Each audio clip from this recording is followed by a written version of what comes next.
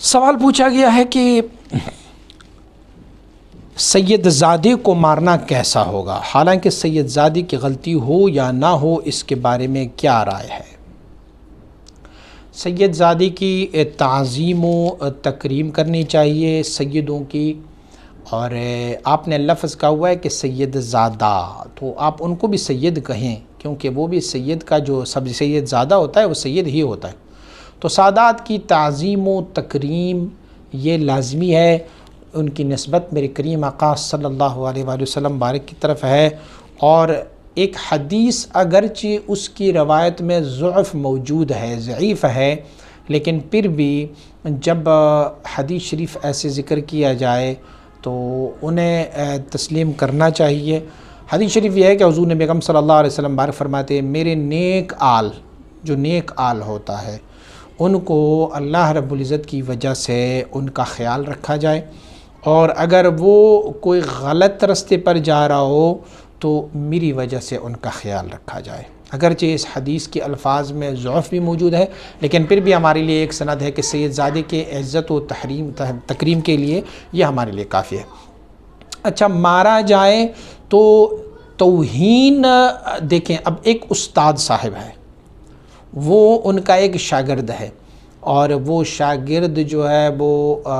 سبق کی وجہ سے یا پھر کوئی دینی مسئلے کی وجہ سے ان کو اگر مار پڑتی ہے تو وہ اس کی توہین نہیں ہوتی، سید کی توہین نہیں ہوتی،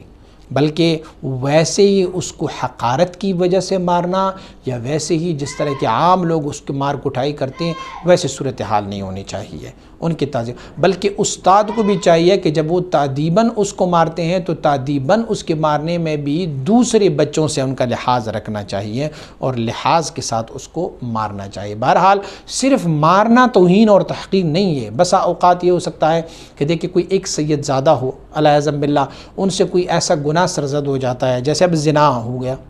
یا پھر اس کے علاوہ چوری یا کوئی قتل وغیرہ جو بھی جو گناہ ہے وہ سرزد ہو گیا، تو اب ان کے لیے شرعی سزائیں تو ان پر بھی لاگو ہو جاتی ہیں۔ میرے کریم آقا صلی اللہ علیہ وسلم بارک کی بارگاہ میں ایک عورت کو لائی گئی، اور پھر وہ اس سے کوئی غلطی سرزد ہوئی تھی، تو ان کی سفارش کے لیے کچھ لوگ آئے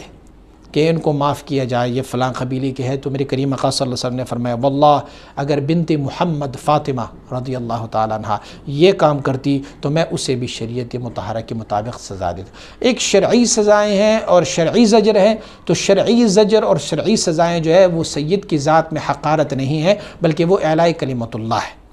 اور ویسی حقارت سے مارنا ہے تو حقارت کی وجہ سے سید کو نہ مارا جائے، بس کہ ان کی تعظیم اور تکریم کیا جائے، اور ان کی سزا میں بھی دوسرے لوگوں سے تخفیف رکھی جائے، یہی ان کی عزت و تکریم ہے۔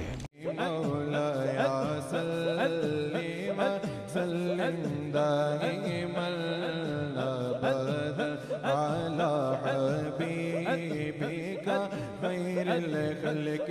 کل